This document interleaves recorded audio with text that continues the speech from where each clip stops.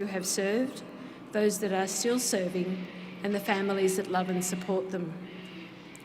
We acknowledge the members of RSL and Services Clubs Association, RSL Victoria, and RSL Queensland who are watching the broadcast of this ceremony across Australia. During this evening's ceremony, wreaths will be laid at the base of the pool of reflection by visitors to the memorial. If you are able, please stand and join in the singing of the national anthem.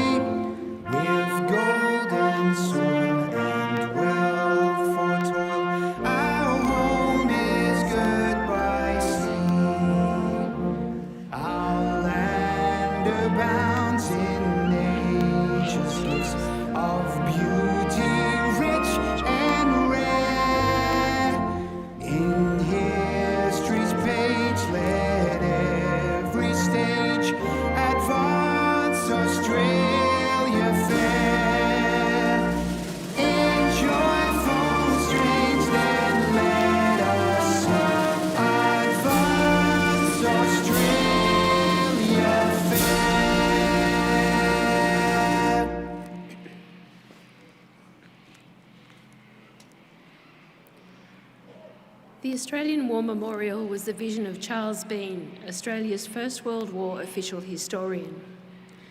Bean landed with the Australian troops on Gallipoli and stayed with them at the front through to the end of the war. The idea of this national memorial and museum came to him at Pozières, France, in the depths of the bloody fighting of 1916. Bean's idea was that this would be a place where families and friends could mourn loved ones buried in faraway places. It would also be a place that could help all Australians understand what these men and women had endured and what they had done for us. Bean's vision, to which we remain true, is best expressed as inscribed in the entrance to the memorial's galleries. Here is their spirit, in the heart of the land they loved, and here we guard the record which they themselves made. Tonight we'll read the story behind just one of those on the Roll of Honour, which lists the names of more than 102,000 men and women who have given their lives for us in war and on operations for more than a century. But first we present a lament, Flowers of the Forest. Wreaths or floral tributes will now be laid at the base of the pool of reflection.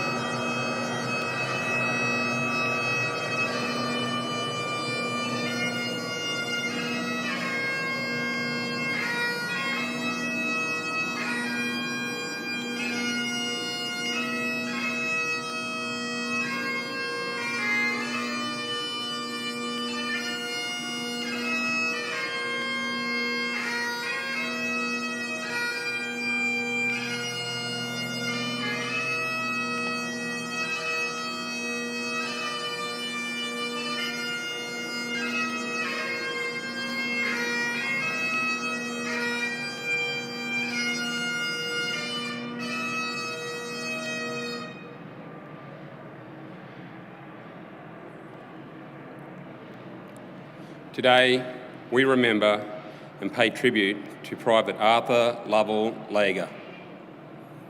Arthur Lega was born on the 13th of October 1923 in Bulli, a suburb of Wollongong on the south coast of New South Wales, the son of Lena and Joseph Lega.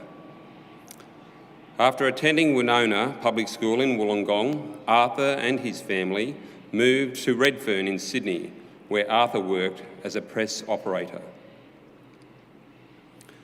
Arthur Lega joined the Citizen Military Force in Sydney on the 6th of January 1942, just 3 months after turning 18. The Australian Citizen Military Force, also known as the Militia, and the Citizen Military Forces, was distinct from the volunteer Australian Imperial Force. Members of the militia could not serve outside Australia or its territories unless they volunteered to do so. Before Lega joined the 55th Battalion, it had been merged with the 53rd Battalion, forming the 55th 53rd Infantry Battalion. The battalions had been separated on October 1941 and had taken part in the Kokoda Track campaign separately. Lega travelled from New South Wales via Queensland to Port Moresby, arriving in late May. While Lega's 55th Battalion developed a good reputation, the 53rd had been poorly prepared and had not performed well. Stigma was attached to their performance, and they were later described as the mob. As fighting on the Kokoda Track wound down in late 1942, the 55th and 53rd Battalions were amalgamated once more. In early December 1942, the reformed 55th 53rd Battalion was sent to the Sanananda Track, having marched from Popondetta. Situated between Boona and Gona on the northern coast, Sanananda was an uninviting area, the centre of the main Japanese defensive position. Unlike Boona and Gona, where defences were mainly on the coast, in this central sector, the defences were placed along the Sanananda Track. Japanese positions astride the track were protected by camouflaged bunkers made of logs placed in depth behind each other. AIF units had conducted a series of determined attacks but could not eject the Japanese. As the men threw themselves into attacks against these well-concealed Japanese positions, lives were lost. On the 7th of December, the 55th 53rd Battalion dispatched a single company to launch a diversionary attack, while the rest of the battalion supported the 49th Battalion's attack at Sanananda.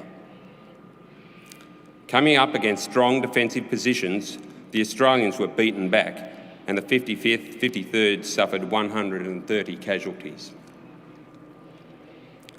Over the next week, the battalion probed the Japanese perimeter before launching a second attack on the 19th of December, which saw them suffer another 108 casualties. Among the dead was Arthur Lega, who was initially reported as missing before being confirmed as killed in action on the 19th of December 1942. He was 19 years old. His body could not be recovered for burial, and today he is remembered at the Port Moresby Memorial, which commemorates over 700 officers and men of the Australian Army, the Australian Merchant Navy, and the Royal Australian Air Force, who gave their lives during the operations in Papua and who have no known grave. His name is listed on the Roll of Honour on my left, among almost 40,000 Australians who died while serving in the Second World War. A photograph of his name listed on the Port Moresby Memorial is displayed today beside the pool of reflection. This is but one of the many stories of service and sacrifice told here at the Australian War Memorial. We now remember Private Arthur Lovell Lega, who gave his life for us, for our freedoms, and in the hope of a better world.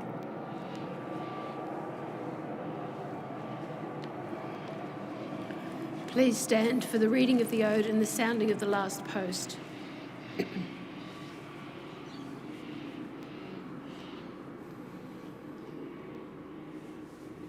They shall grow not old, as we that are left grow old. Age shall not weary them, nor the years condemn. At the going down of the sun, and in the morning, we will remember them. We will remember them.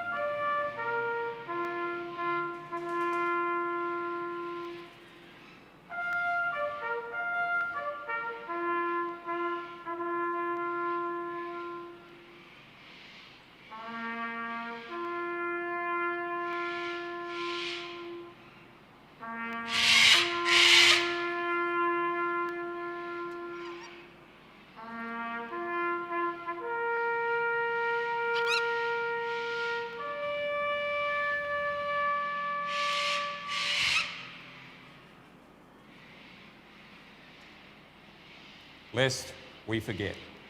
Lest we forget.